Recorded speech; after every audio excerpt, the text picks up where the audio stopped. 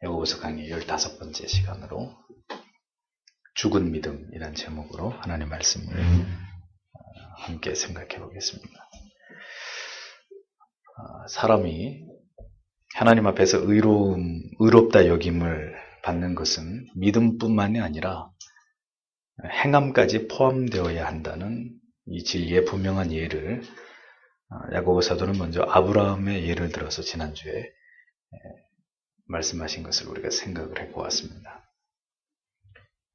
성도의 칭의는 분명히 예수 그리스도를 믿음으로 말미암습니다. 그러나 그 신앙의 진위의 여부는 바로 성도의 삶, 그들의 그 행위의 열매를 통해서 판명된다는 이 구원의 교리를 설명함에 있어서 바로 너무나 중요한, 결코 간과할 수 없는 이 중대한 진리를 성경은 야고보서를 통해서 우리에게 선명하게, 분명하게 명시하고 있는 것을 우리가 기억해야 될 줄 압니다. 삶의 모든 상황들 속에서 우리가 신자라는 의식을 가지고 우리 안에 거하시는 그리스도를 우리가 깊이 생각하면서 진리의 기준을 따라서 살아가기 위해서 우리가 매 순간 노력하지 않으면 그렇게 살아가는 삶은 결코 거듭난 성도의 삶이라고 볼 수 없다는 것이 성경의 논리입니다.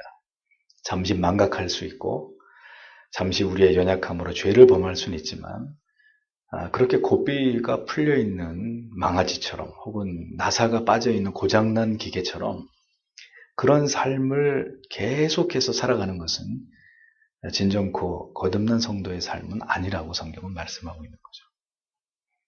잠시 그렇게 되었다 할지라도 다시 정신을 차려서 바른 신앙의 정도를 가기 위해서 끊임없이 오뚜기처럼 넘어졌다가는 다시 일어나고 또 계속해서 진리의 좁은 길을 걸어가기 위해서 자신을 쳐서 복종시키면서 끊임없이 그 길로 나아가려고 하는 그런 거룩한 성향을 가지고 있는 사람이라야 그 사람이 거듭난 성도다라고 말할 수 있다는 것입니다.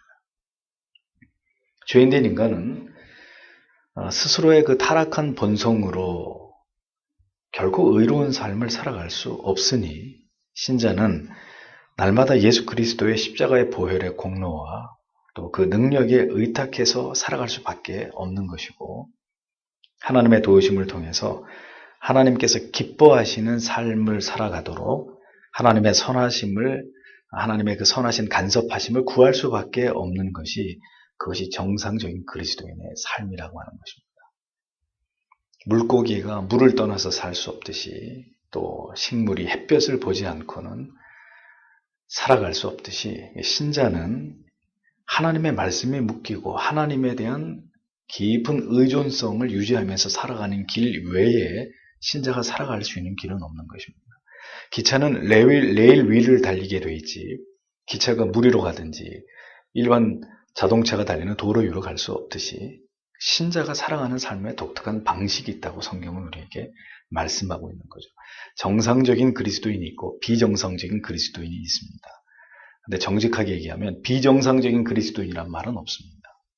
정상적인 운전자가 있고 술을 취하면 운전하지 말아야 되는 취중 운전자가 있죠. 그 법에 의해서 이제 처벌을 받게 되지 않습니까? 정상적인 그리스도인, 성경은 정상적인 그리스도인을 이야기하고 있습니다. 비정상적인 그리스도인은 그리스도인이라고 말해서는 안 되고 비그리스도인이라고 말해야 되는 것이죠.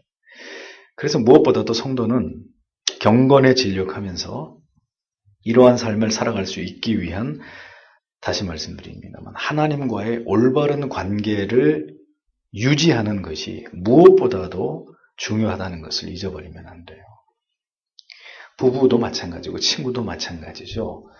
사랑을 유지해 가려면, 신뢰의 관계를 유지해 가려면, 깊은 우정을 계속 유지해 가려면 가만히 있어서는 안 됩니다. 각별한 노력이 필요하고 그것을 지켜나가기 위한 애씀이 있어야 그 아름다운 관계가 유지가 되고 보존이 될 수 있는 것처럼 신자도 마찬가지입니다. 그냥 교회만 열심히 다니면 하나님과 저절로 좋은 관계가 유지되거나 갱신되는 것이 아니라 경건에 진력하면서 하나님의 원하시는 뜻을 깨달아서 그 뜻대로 살려고 매 순간 이 세상 속에서 격렬하게 죄악 가운데 세상의 유행이나 풍조에 저항하면서 거룩한 레지스탕스들이 되지 않으면 세상을 이길 수가 없는 거예요. 세상 속에서 거룩한 빛과 소금의 사명을 감당하기 어려워지는 것이죠.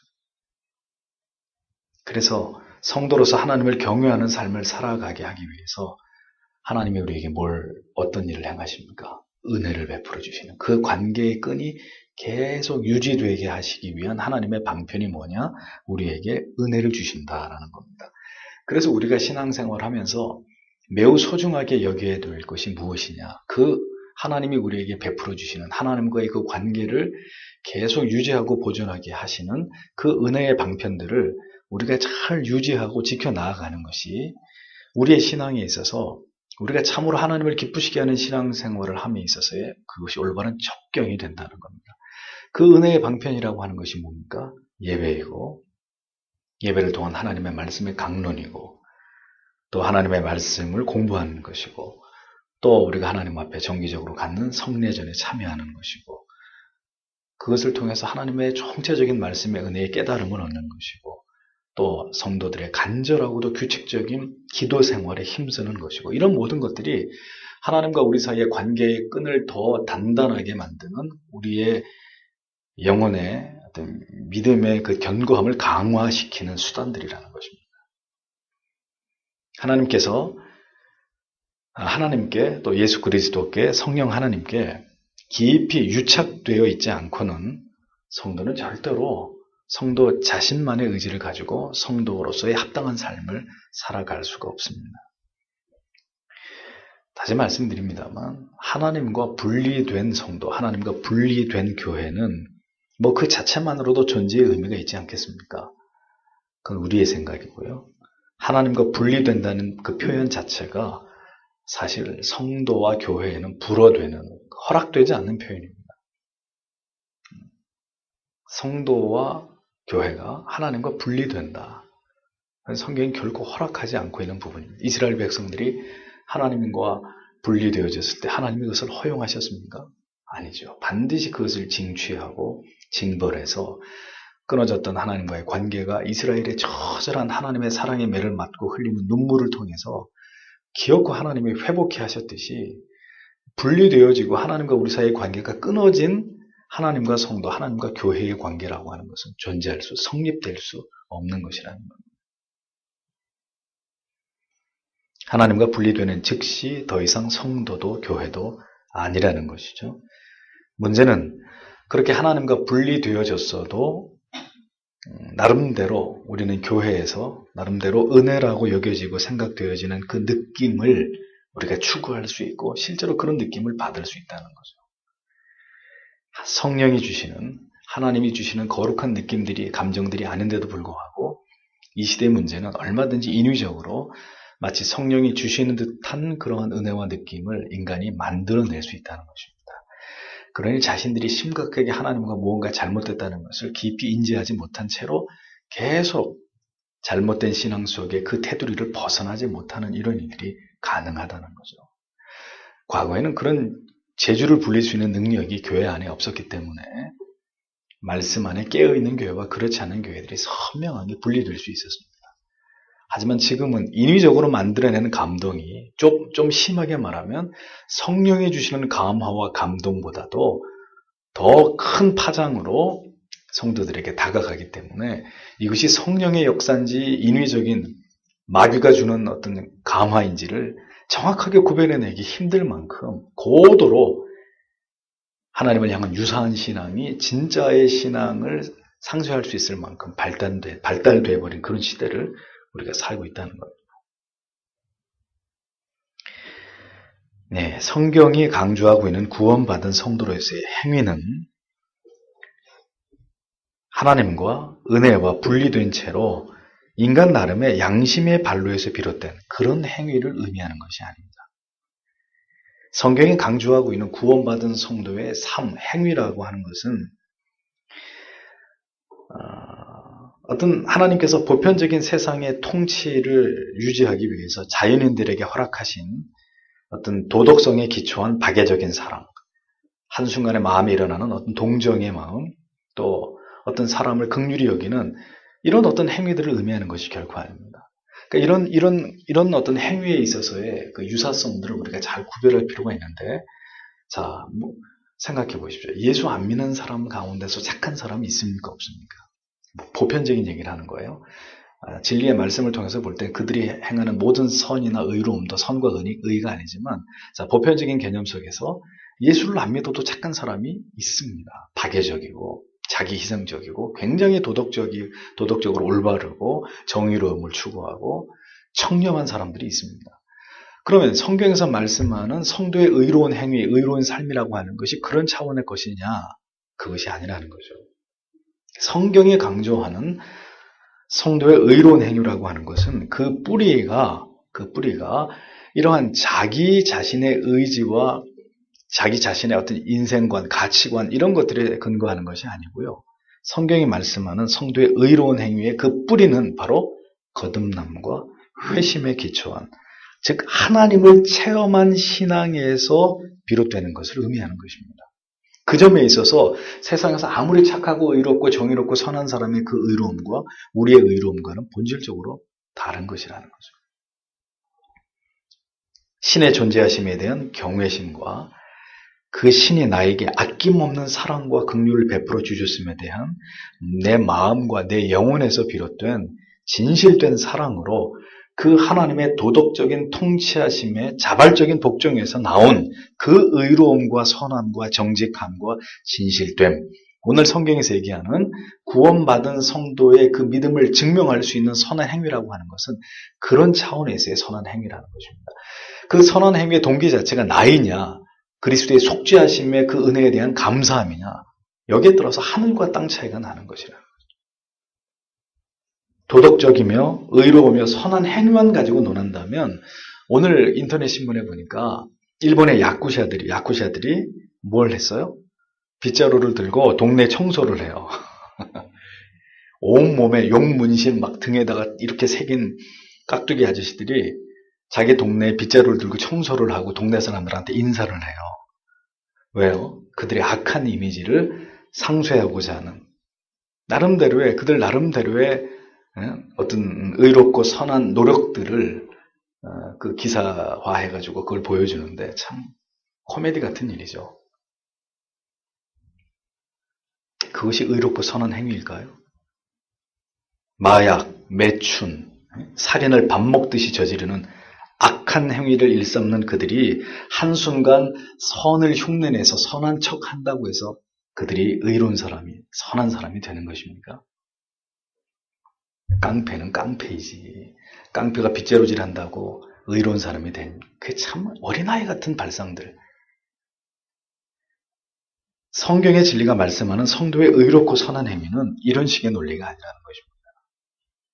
구원받은 감격과 그 갚을 길이 없는 그 은혜 베푸심에 대한, 그 사랑에 대한 진정한 감사함으로서의 삶이고, 마땅히 하나님의 자녀로서 하나님의 이름의 영광을 위해서 그렇게 살아드려야 된다고 하는 거룩한 의무감에서의 자발적 동기로 기꺼이 선하고 의롭고 진실된 삶을 살기 위해서 모든 대가를 지불하며 나아가는, 그것이 구원받은, 믿음으로 구원을 받았다고 하는 성도의 삶에서 자연스럽게 배어 나와야 될 의로운 행위라는 것입니다. 야고보 사도가 말하고자 하는 성도의 행위를 올바르게 이해할 필요가 있기 때문에 본문의 성경 구절을 주의하기 전에 이 성경에서 말하는 성도의 의로운 행위가 뭐냐 하는 문제에 대해서 서두에서 먼저 이렇게 설명을 드린 것입니다. 자, 오늘의 본문을 보면 25절에 또한 이와 같이 창녀 라합이 사자들을 받아들이고 그들을 다른 길로 보냈을 때의 행위로 의롭게 되지 아니하였느냐, 이렇게 흠정하게 번역을 하고 있습니다. 의로운 행위로 믿음을 증명한 성경에 아브라함에 이어서 또 다른 인물로, 뜻밖에도 성경은, 야고보 사도는 누구를 인용하고 있느냐? 아브라함 다음에 이름이 나와야 될 정도의 인물이라면 여러분 누굴 생각하십니까? 이삭이나 야곱이나 요셉이나 최소한 다윗 정도는 돼야 되는데, 선한 행위로 말미암아 그가 가진 믿음의 진실성을 증명한 첫 번째 인물 아브라함, 두 번째 인물에서 창녀 라합이 나오고 있다는 것. 기생 라합의 이야기는 여호수아 2장에 기록이 되어 있습니다. 여리고에 살고 있었던 라합, 그녀의 직업은 창녀였습니다. 전혀 의롭지도 않고 선하지도 않고 그녀는 어떤 거룩함이나 영적인 아름다움을 발견할 수 없는 그런 삶을 살아가고 있었던 인생이었습니다. 그런 죄인에 지나지 않은 여인에게 중요한 것은 의롭다 함을 얻을 기회가 찾아왔다는 것입니다.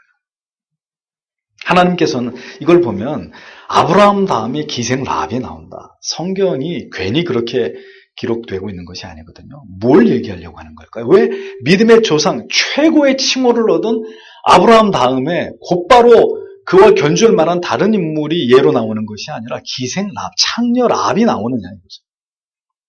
그것은 뭘 우리에게 교훈하려고 하는 것일까요? 하나님은 오늘 지금 어떤 죄악된 삶을 살아가고 있는 죄인이든지 간에 그가 택한 하나님의 아들이고 택한 하나님의 딸일진대는 반드시 자신의 택한 사랑하는 백성들에게 찾아오시고 그들을 구원으로 이끄시고야 마시는, 그들을 의롭게 만들고야 마시는 하나님이신 것을 성경은 우리에게 보여주려고 하는 겁니다.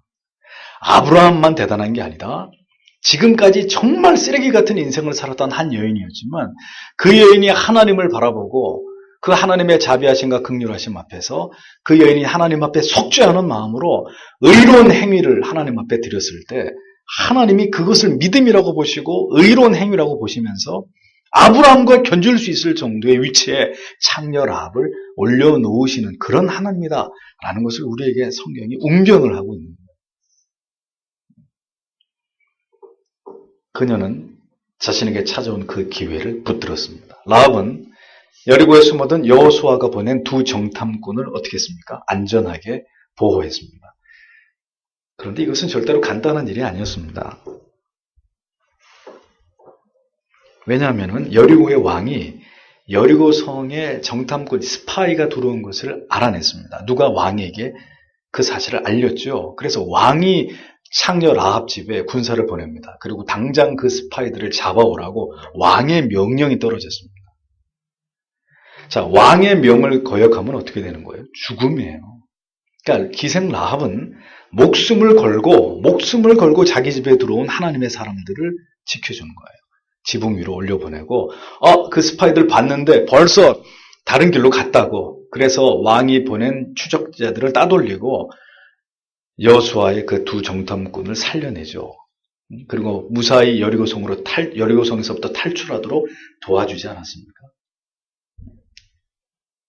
라합은 정탐꾼들에게 여호수아 2장 9절에서 11절 그 자기 집에 들어온 하나님의 사람들, 그 정탐꾼들에게 자기의 신앙을 고백합니다. 내가 왜 당신들을 이렇게 돕고 있는지에 대해서 자기의 신앙을 짤막하게 고백하죠.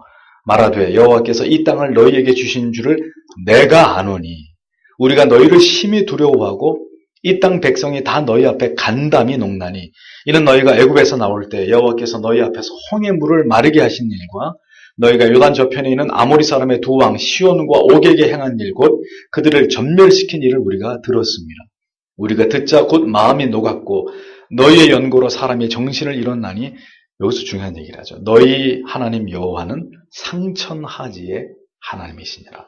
비록 이방 여인이었고 창녀의 삶을 살고 있었던 여인인데 그는 풍문으로 이스라엘과 함께하는 여호와 하나님이 얼마나 위대하신지를 알고 있었고 그 하나님을 두려워하고 있었고 나름대로 그 하나님에 대한 믿음을 키워오고 있었던 그런 여인이었다는 것을 알 수 있습니다. 비록 천하고 악한 일을 일삼으면서 살아가던 그런 여인이었지만 그녀의 영혼은 살아계신 하나님을 경외하고 있었습니다. 그런 그녀의 마음을 보신 하나님께서는 그녀를 이제 구원으로 이끄시기 위한 일생일대의 기회를 하나님이 그녀에게 주신 것이죠.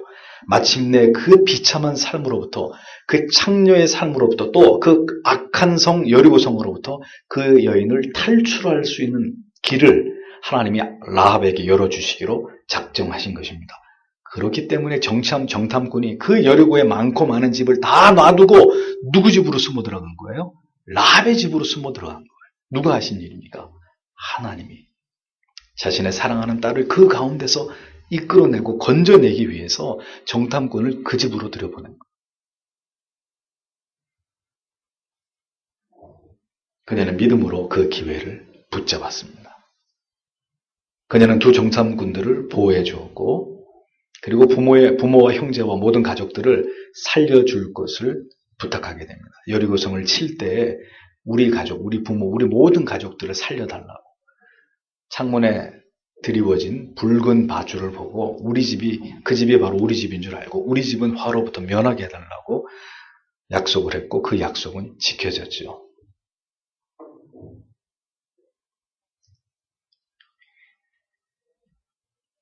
마침내 이 기생 라합의 모든 가족은 이방인이었음에도 불구하고 하나님의 선민 이스라엘 백성 그들 틈에 편입이 되어져서 이제 하나님의 백성으로 그녀의 삶이, 그녀의 모든 신분이 변화되는 하나님의 특별한 은혜를 체험하게 되는 것을 성경은 기록해 놓고 있습니다. 거기에서 창녀로서의 그녀의 삶은 끝이 났고 이제 그녀는 하나님의 자녀로서의 삶을 시작하게 된 것을 성경은 기록해 놓습니다. 그리고 믿음의 전당인 히브리서 11장에도 이 기생 라합의 그 믿음에 근거한 행위를 찬양하고 있는 축복의 주인공으로 창녀의 이름이 거기에 등장하는 그런 영광을, 그런 놀라운 하나님의 은혜로 말미암은 변화를 기생 라합이 하나님 앞에 보였고 하나님이 그녀에게 그런 은혜를 베풀었다는 걸 성경이 증언하고 있다는 것입니다. 복음은 놀라운 것입니다.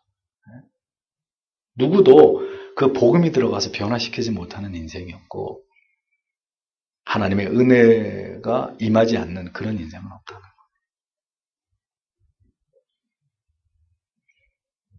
성경은 그녀의 이러한 행위를 뭐라고 소개합니까? 믿음에서 비롯된 의로운 행위였다라고 기록하고 있는 것이죠. 그러니까 하나님 편에서 보면 창녀 라합도 하나님의 택한 자였다라는 겁니다. 하나님께서는 그녀에게 하나님을 경외할 마음과 믿음을 주셨고 그녀는 그 믿음을 받아서 하나님께서 기뻐하시는 의로운 행위와 결단으로 그 믿음을 나타내 보이는 것입니다. 하나님은 믿음을 주시고 그 하나님이 주신 믿음을 받은 자는 의로운 결단으로 하나님 앞에 자기의 신앙을 행위로 드러내고 이 기가 막힌 조합인 거죠. 이것이 구원 얻은 하나님의 자녀들의 삶에서 나타나는 뚜렷한 증거들이라는 것입니다. 결정적인 순간에 믿음의 편에 서는 사람들, 결정적인 순간에 하나님이 원하시는 것을 취하는 사람들, 결정적인 순간에 하나님의 영광을 위해서 자기를 던져버리는 사람들, 그런 사람들이 구원받은 하나님의 백성들이라고 성경은 우리에게 소개해주고 있는 것이죠. 믿음을 주신 하나님에 대해서 믿음을 가지고 행동으로 반응한 성도의 모습의 정확한 예로 성경은 아브라함에 이어서 라합을 이야기하고 있는 이유입니다. 씨앗이 진짜 씨앗이라면 반드시 땅에 심어졌을 때 어떻게 됩니까? 자라나게 되어 있습니다. 절대로 가만히 있지 않고 생명 있는 씨앗은 자라게 되어 있습니다. 우리의 믿음이 정말 구원에 이르게 합당한 믿음이라면 그 믿음은 어떻게 돼요? 날로 자라게 되어 있어요. 그래서 우리가 때로는 우리의 믿음이 자랐을 때 할 수 없는 일까지 하게 되고 내 힘으로는 도저히 할 수 없는 일까지도 어느 날은 그 일을 해내고 있는 나, 물론 내가 하는 게 아니죠. 하나님이 그만큼 나에게 믿음을 키워주시고 은혜를 주셔서 그 하나님의 은혜가 그 일을 해내고 있는 내 자신을 발견하게 되는 그런 감격을 맛보는 것이고 쉽게 내릴 수 없는 결단을 하나님 앞에 딱 내리고 있는 내 자신을 보게 되는 거죠. 그래서 내가 대단하다 이렇게 생각하면 빵점이고 하나님이 이렇게 하시는구나. 나를 붙들어서 이런 일들을 하게 하시는구나. 온몸에 소름이 돋는 그런 일들을 내 안에서 내가 행하고 있는 하나님이 하게 하시는 그것을 우리가 체험하게 되는 거예요. 하나님을 신앙하는 우리의 신앙의 여로에서. 그로 인해서 우리가 당해야 될 어떤 불이익이나 고통이나 심지어 내 생명을 빼앗기게 되는 일이 일어난다 할지라도 어떻게 돼요? 성도는, 구원받은 하나님의 자녀는 그 길을 걸어가게 되는 거예요. 죽으면 죽으리다 하고 결국은 그 길까지도 두려움 없이 걸어가는 그런 사람이 구원받은 하나님의 백성이다. 성경은 그렇게 말하는 거죠. 믿음의 결과물이 바로 그것이다 라고 얘기하는 것입니다. 그러니 그런 삶이 믿음이 심겨지지 않았는데 인간의 의지로 가능할까요? 인간의 의지로 평소보다 7배나 뜨거운 풀목불에 들어갈 수 있어요? 인간의 의지로 석 달 열흘을 굶은 사자굴 속에 혼자 들어갈 수 있어요? 사람의 의지로 가능해요? 할 수 없는 거예요. 믿음이 아니고는 불가능한 이야기들이 성경에 가득 차 있는 것입니다. 여러분께서 무엇 때문에 주를 위해서, 주님의 몸 되신 교회를 위해서 시간을 들이시고 귀한 물질을 들이시고 여러분들의 몸을 드리고 계십니까? 무엇 때문입니까? 누가 여러분들에게 금덩어리를 줍니까? 여러분들에게 큰 명예와 벼슬을, 권력을 줍니까? 아니잖아요. 우리가 왜 그렇게 하느냐? 이유는 단 하나예요. 믿음 때문에. 믿음 때문에. 믿음 때문에 히브리서 11장 33절에서 38절에 이런 일들을 능히 감당할 수 있었다고 설명합니다. 한번 찾아서 읽어볼까요? 히브리서 11장 33절에서 38절.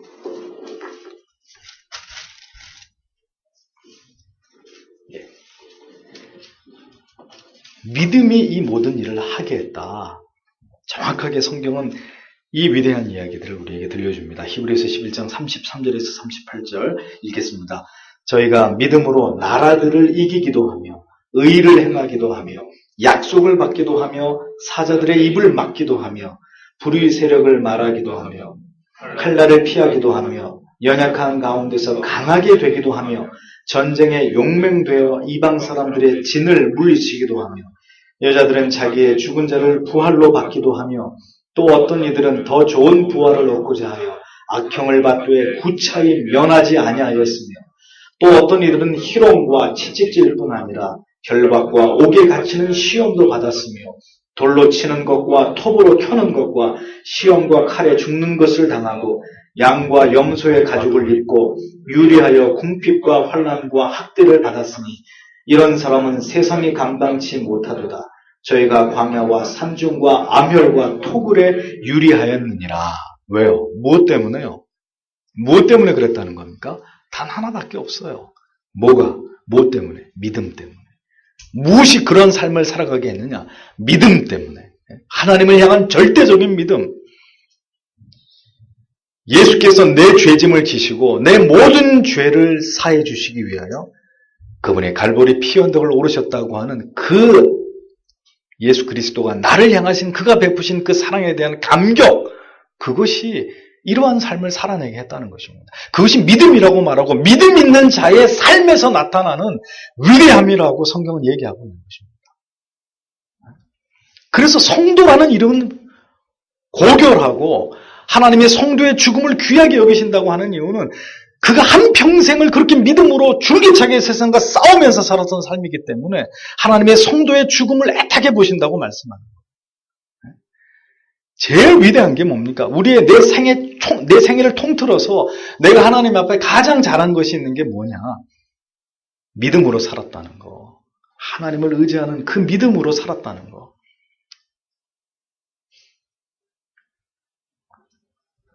믿음 때문에 이러한 모든 의로운 삶을 감당했다는 것입니다. 그것이 진정으로 하나님께로부터 난 믿음을 받은 자들의 모습이다. 유사 그리스도인들은 죽었다 깨어나도 이러한 삶을 살 수 없어요.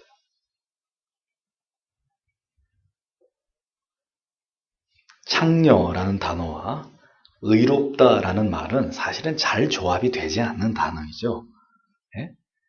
기생잡, 창녀 라합이라는 단어와 그런데 그 문장 끝에 의롭다라는 단어는 조합이 되지 않는다. 그러나 성경은 창녀 라합이 행함으로 의롭다 하심을 받았다고 했습니다.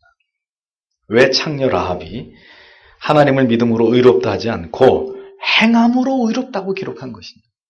잘 보세요.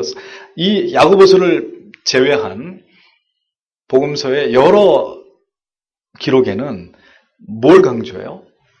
네, 이신칭의를 강조해요. 믿음으로 의롭다. 계속 이 얘기를 하는데 유독 야고보서에는 창녀 라합이 하나님을 믿음으로 의롭다 되었다 이렇게 말하지 않고 행함으로 의롭다라고 이렇게 성경이 기록하고 있습니다. 대단히 중요한 의미가 담겨져 있습니다.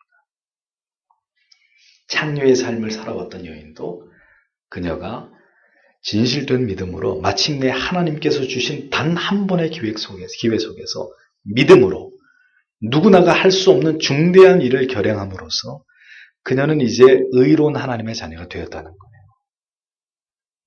자, 이러한 성경의 논리는 그동안 행함은 중요하지 않아 믿는 것만이 중요해라는 논리 뒤에서 반율법적인 삶을 살아온 모든 그리스도인들에게 충격적인 도발이 됩니다. 더러운 창녀 따위와는 질적으로 다른 자신은 지금까지 열심을 다해서 교회를 다니면서 나름대로 착실하게 신앙생활을 해왔다고 믿었던 자들에게 지금 기생 라합이 행함으로 의롭다함을 받았다라는 이 말은 굉장히 유감스러운 말씀이 아닐 수 없습니다. 수십 년간의 나의 그 믿음은 중요한 게 아니고 한순간의 행함만이 중요하다는 말이냐?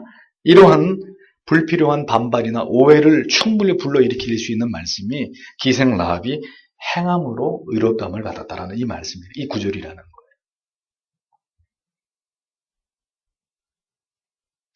이것은 뭘 설명하려고 하는 것입니까? 하나님의 주권입니다. 그러하기에 한순간에 메시아를 인정한 한편의 강도는 어디 갔어요? 천국에 갈 수 있었던 거죠. 한순간의 행위. 그러나 하나님께서 보시기에 그 행위가 진실로 하나님을 향한 순도 100%의 믿음에서 비롯된 것이라면 하나님께서는 그 믿음을 구원에 이르기에 합당한 믿음으로 구원에 이르기에 합당한 진실된 행위라고 간주하시는 분이시라는 거예요. 그러나 수백 번, 수천 번, 수만 번의 신앙의 고백이 있었고 심지어 지극히 종교적인 행위가 있었다 하더라도 그 모든 것이 진실된 믿음에서 기반된 그런 행위들이 아니라면 하나님이 보실 때는 기생 라합에 미칠 수 없는 구원에 이를 수 없는 신앙으로 판명 날 수도 있다는 것이 성경이 우리에게 가르치는 가르침이에요.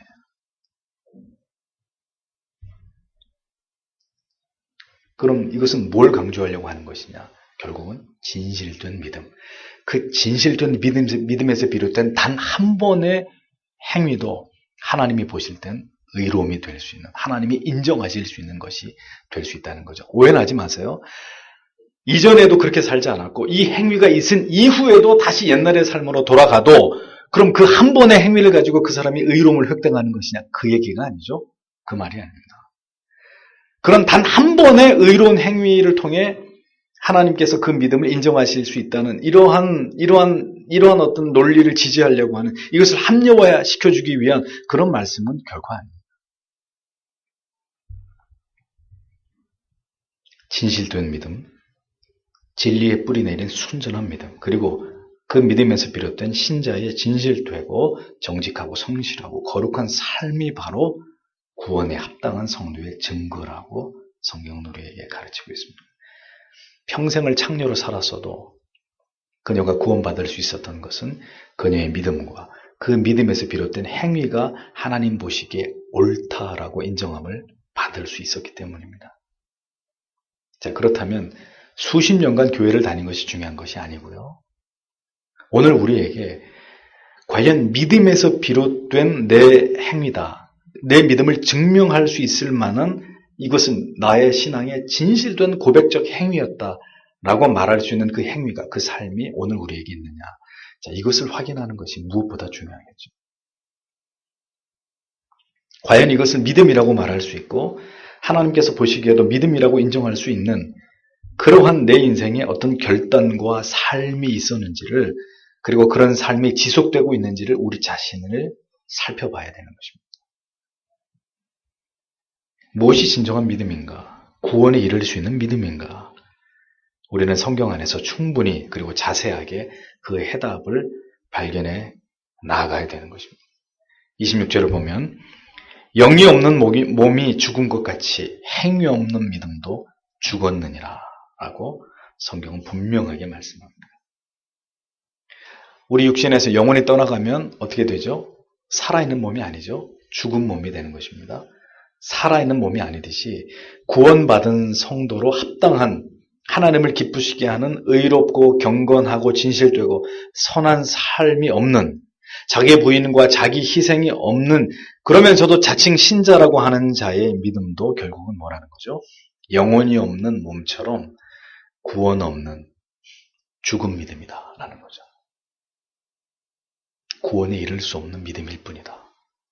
믿음이라고 부를 수 없는 가치의 어떤 인간의 노력일 뿐이다 라는 겁니다.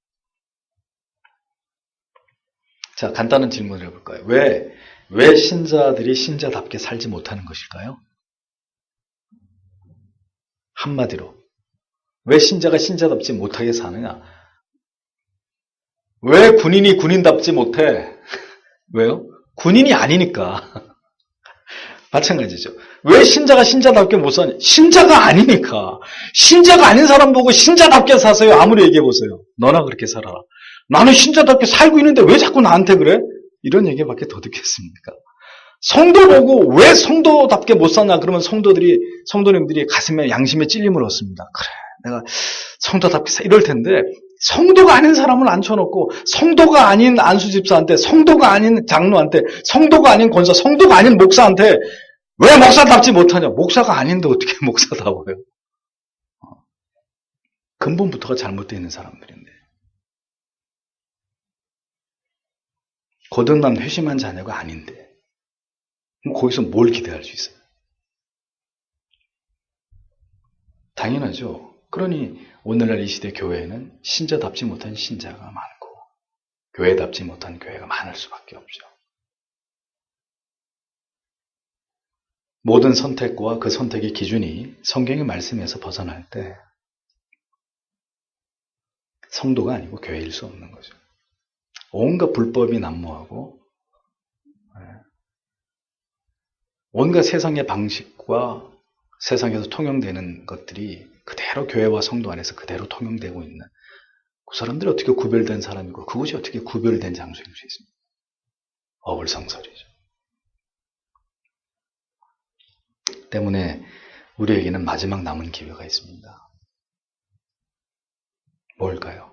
우리에게 마지막 한국 교회에 남겨진 마지막 기회, 그것은 바로 진리의 거울 앞에서 자신의 실상을 보고 뼈를 깎는 회개로 가식과 기만의 가면들을 다 찢어버리고 하나님 앞에 회개하는 것입니다. 한국 교회가 살 길은 철저하게 하나님의 말씀 앞에 우리 자신을 비추어보면서 하나님 앞에 통곡하면서 회개하는 길 외에는 이 민족이 갱생할 수 있는 길은 없습니다.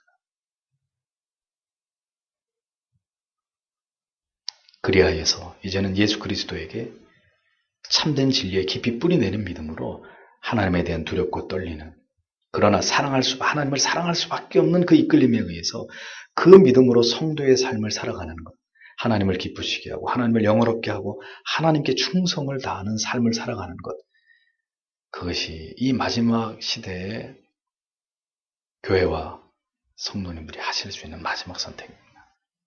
그렇게 할 수 있다면 이 민족에게는 희망이 있고 내일이 있는 것이고, 거기까지 다시 돌이킬 수 있는 그 어떤 희망도 이 민족에게 보이지 않는다면 이스라엘 백성들에게 임한 하나님의 진노가 그대로 이 민족 가운데, 한국교회 가운데 임할 것입니다. 교회와 성도는 이윤과 실리를 추구하기 전에 이것이 하나님께서 보시기에 옳은지를 언제나 먼저 생각해야 합니다. 하나님 앞에서. 언젠가 우리 교회 어딘가에는 반드시 나가 써붙여 놓을 거예요. 코람데오. 하나님 앞에서. 언제나 이것을 제1 가치로 여겨야 됩니다. 하나님께서 보시기에 공명정대하고 이것을 믿음에서 비롯된 결단과 행위로 여겨주실 만한 그런 일인지를 언제나 심사숙고하는 것. 그것이 우리에게 가장 중요한 사명입니다.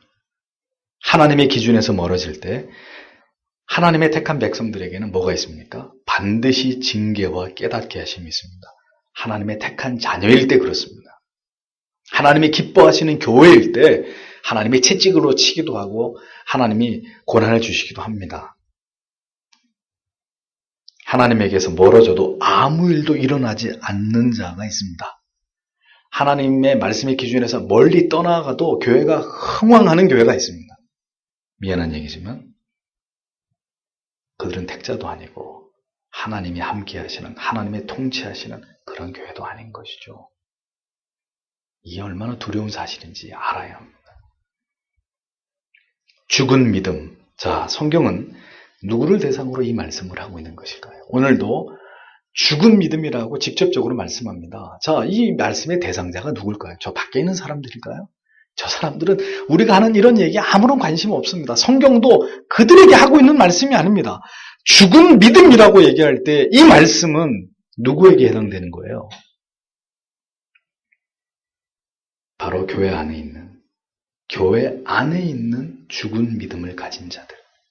죽은 믿음을 가진 자들이 교회 안에 있기 때문에 성경이 이 말씀을 하고 있는 것입니다. 신자라고 스스로 착각하고 있는 사람들 속에 바로 죽은 믿음을 가진 사람들이 있기 때문에 이런 말씀으로 경고하고 있는 거예요.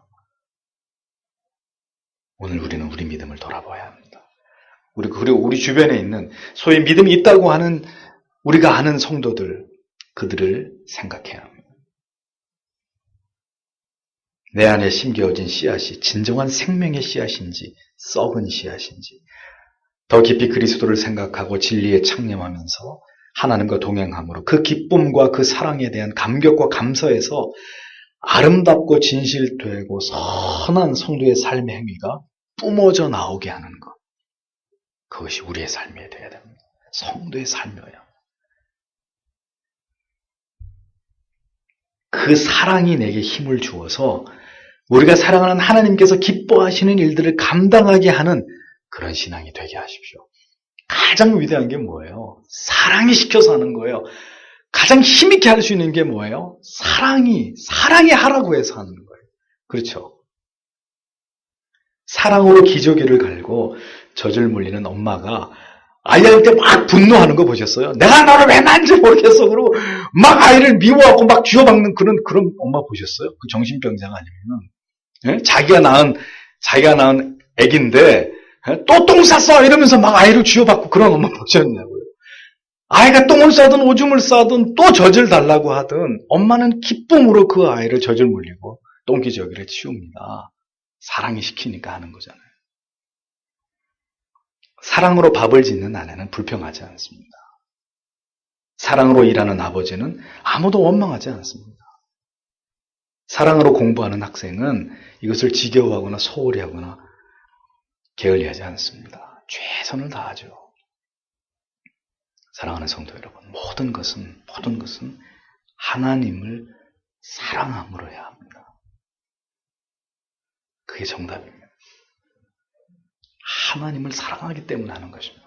목사에게 잘 보이려고 하는 것도 아니고요. 성도님, 다른 성도님들에게 인정받으려고 하는 것도 아니고, 그런 것들은 절대로 올바른 신앙의 동기가 아니죠. 사랑으로 하는 것입니다. 그 사랑 때문에 사랑으로 감당하면 믿음의 선하고 의로운 행위가 항상 우리를 따라오게 되어 있습니다. 더 하나님을 사랑하고 하나님을 경외함으로 참된 성도의 삶을 살아나가는 저와 여러분 모두가 되어야 할 것입니다. 오늘도 성경이 그것을 우리에게 촉구하고 있고 그것이 진정한 신앙이다. 죽은 믿음이 아니라 살아있는 믿음이다. 라고 우리에게 교훈하고 계시는 것입니다. 기도하겠습니다.